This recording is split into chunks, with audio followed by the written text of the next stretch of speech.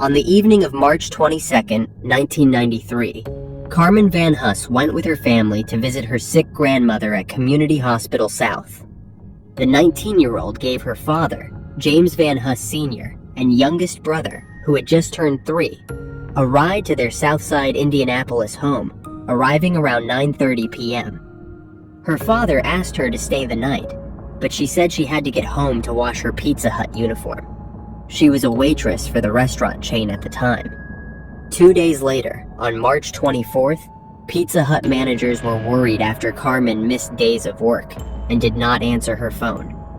They looked up the emergency contact on her employment application and reached her father. James went to his daughter's apartment and found a scolding note on her door. The door was also unlocked. Inside the apartment, he found a horrific scene. The Marion County Sheriff's deputies were called to Carmen's Turtle Creek North apartment in the 8,200 block of Harcourt Road, just south of St. Vincent Hospital, at around 7:30 p.m. on a report of an unconscious person. There, they found the teen lifeless, lying naked on her back on the floor, next to a bed. The door of the apartment was partially open, but investigators did not see any signs of forced entry. The deputies saw signs of a struggle inside the apartment, including a knocked-over table, clothing thrown on the floor, a large pool of blood near Carmen's head, and blood splatters around her body. She had over 60 stab wounds to her head, face, and body. She was also missing her left earring, which appeared to have been torn from her ear. The investigators believe the assault took place in the living room, and that the suspect then went into the kitchen to possibly wash himself. The investigators found a white paper bag with bloodstains in the kitchen trash can. The police interviewed multiple people who lived near Carmen. The neighbors told the police that they heard Carmen and an unidentified man talking and laughing as they entered her apartment. Another neighbor heard Carmen yell, "Get off me! Get off me!" And he also heard slamming, banging noises and a male arguing for about 30 minutes. Then, at about 1:30 a.m., hurried footsteps were heard leaving the apartment. No one called the police, but someone complained to the complex management, who left a handwritten note on Carmen's door, chiding her for the noise and telling her to be more considerate of her neighbors. This is the scolding note her father found on her door. Marion County Sheriff Sergeant Dave Wilkes said at the time that several people, including some ex-boyfriends, were questioned, but there were no suspects. DNA evidence was found on Carmen's body, and blood was found on a paper bag in her apartment. Despite the effort of law enforcement, due to a lack of forensic techniques, the case stalled. The detectives had interviewed dozens of people over the years. They had followed up on hundreds of leads, but the case had eventually gone cold. In 2000, the detectives requested to add Carmen's DNA to state and national databases. Unfortunately, no matches were found. In 2014, Bill Carter, a captain with the Indianapolis Police, started looking into the case in his spare time.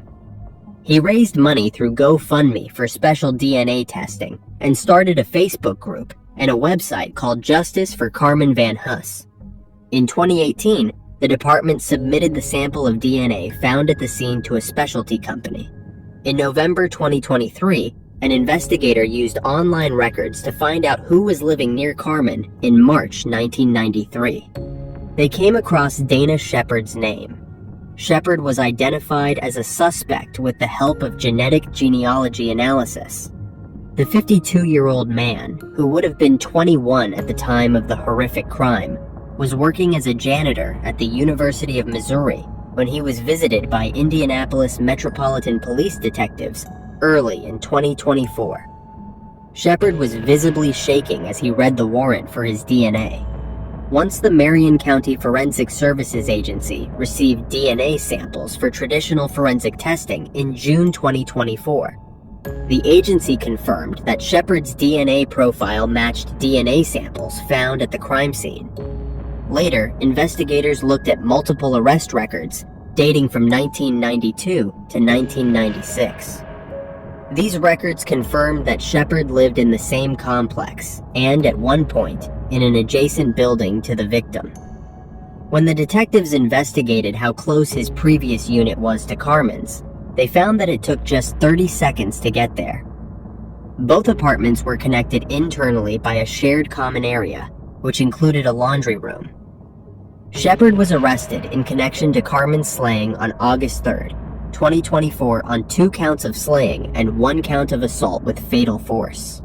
When the officers went to arrest him, he invoked his right to a lawyer without speaking with the detectives. Shepard appeared in a Boone County, Missouri courtroom via video call on September 4th.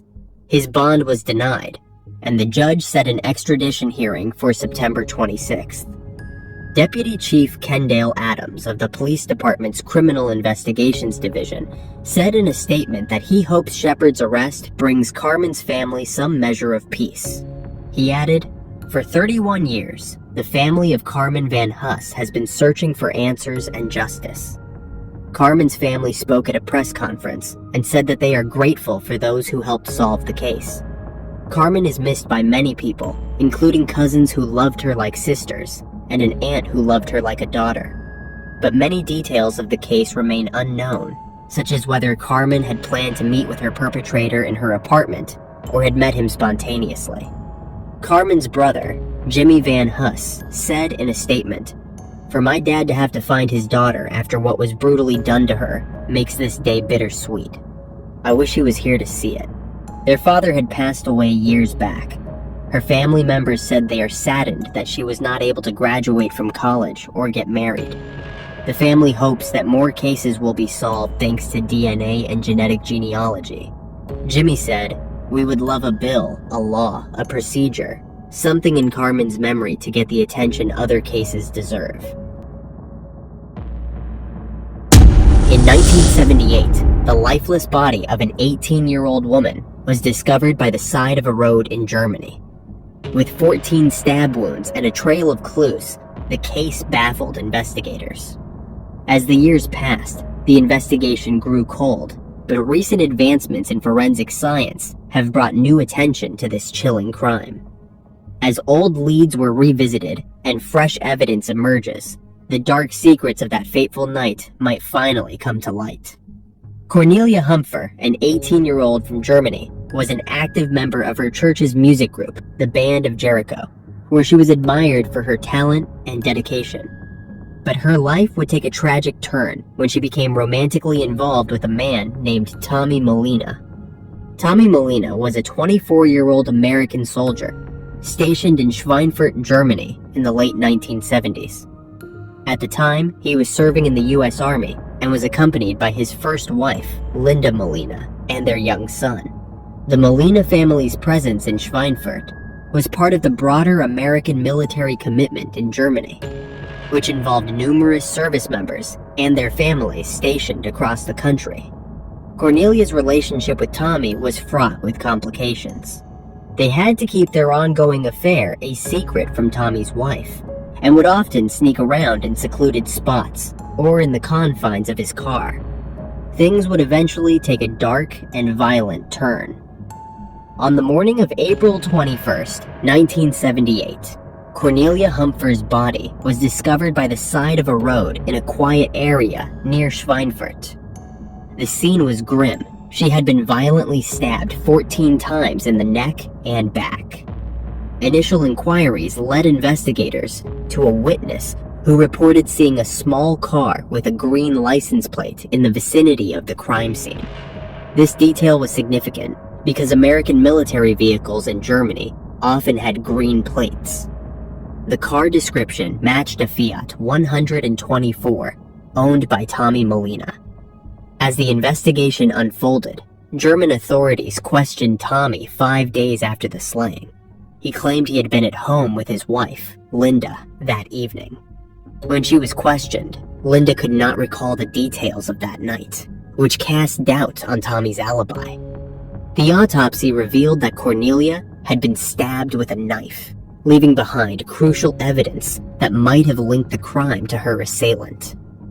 Despite the detailed findings, including the nature of the wounds and the presence of male DNA inside her body, the case quickly went cold. In 1978, forensic technology was not advanced enough, to provide a clear link between Tommy and the crime scene.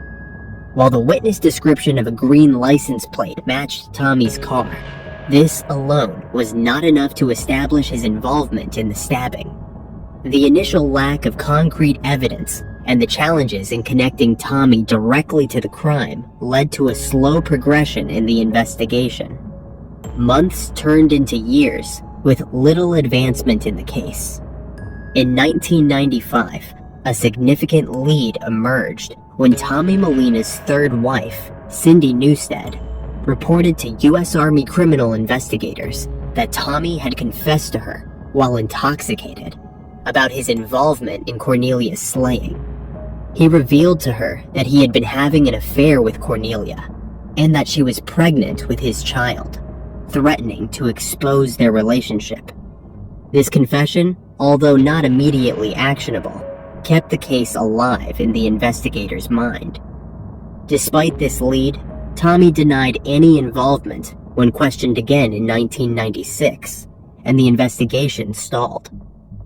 But advancements in DNA technology in the following decades provided new hope. In 2019, German authorities decided to revisit the cold case. They requested a fresh blood sample from Cornelia's body, which had been preserved since the crime. A federal warrant was issued in October 2020, allowing the FBI to obtain a new blood sample from Tommy Molina. The forensic analysis of this sample, compared to DNA recovered from Cornelia's clothing, confirmed a match. In June 2023, Tommy Molina was arrested at his home in Gering, Nebraska, after a decades-long investigation.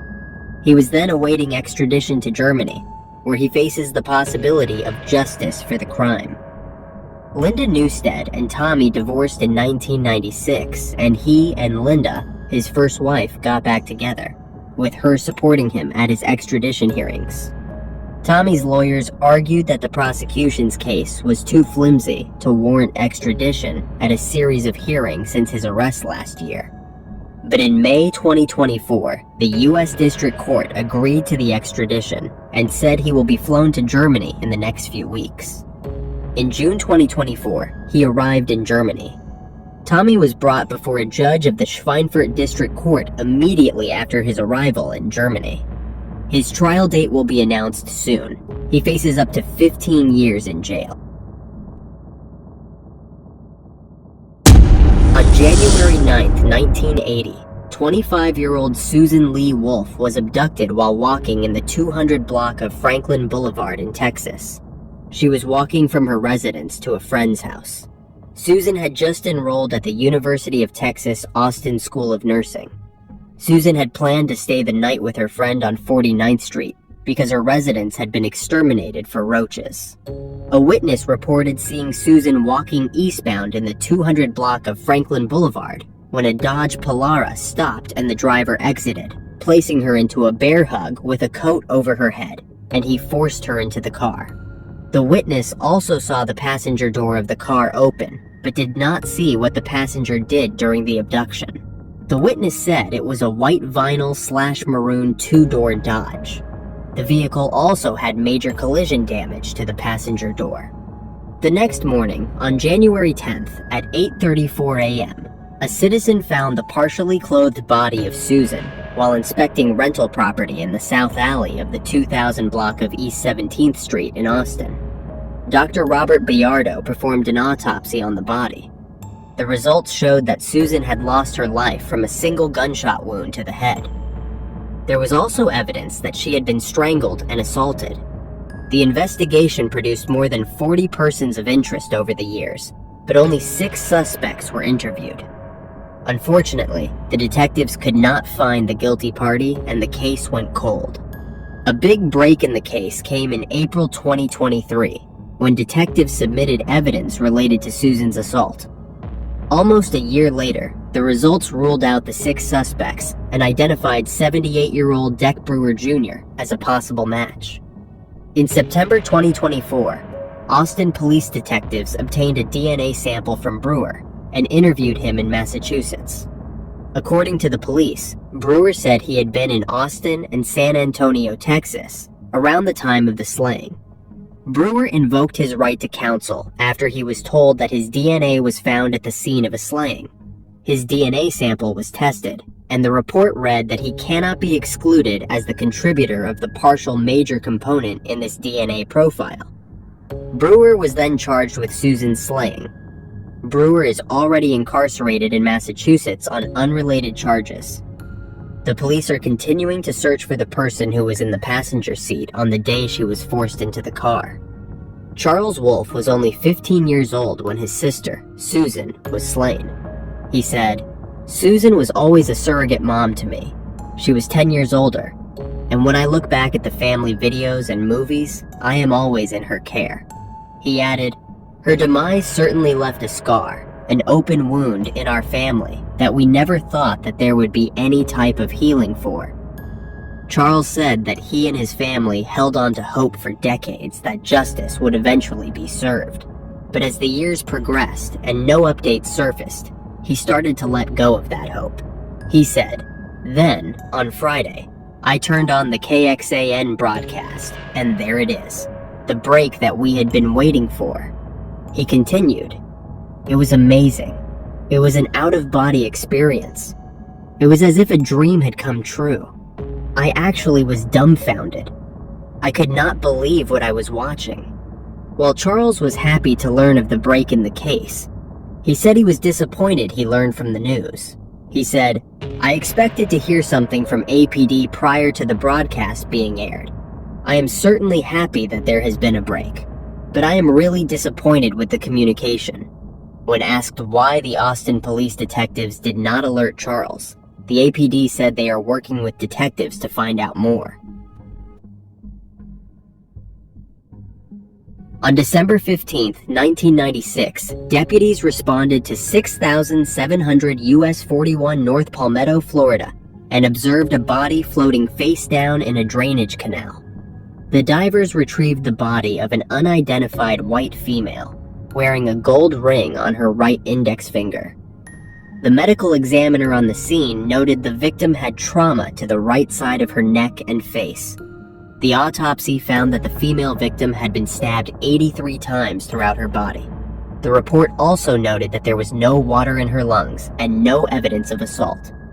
The body remained unidentified until May 22, 1997, when dental records positively identified the victim as Doris Carell. The detectives were unaware that the St. Pete Police Department had been looking for 45-year-old Doris Carell, who lived with her boyfriend Stephen Ford in a duplex on 92nd Avenue North Street, Petersburg. Her daughter, who lived in Maryland, reported her missing on December 11, 1996, after Stephen called her to ask if she had seen her mother. Stephen claimed Doris left in her car to go shopping after they argued. Detectives located Doris's red Mazda RX-7 on December 18th at the Pinella Square Mall, but there was no evidence that a struggle or attack took place inside the car. The detectives searched the home of Doris and Stephen again a few days after Doris was reported missing. They noticed a decomposing smell inside his residence. They also discovered stains on the bedding and mattress that were not there during the previous search. A note was also found that Stephen addressed to his two sons, describing how he wanted to be with Doris as she was no longer alive. They also found opened Christmas gifts. Stephen denied involvement in her disappearance or demise. Detectives asked him what he thinks should happen to the person that took her life. After a significant pause, he said, "An eye for an eye." He also said, "If I took her life, I should get the end-of-life penalty." On December 24, 1996, the detectives went to Stephen's residence to conduct a follow-up interview. When he did not answer the door, they made entry through an unlocked window and found him semi-conscious and foaming from the mouth. He had ingested bleach to try and end his life.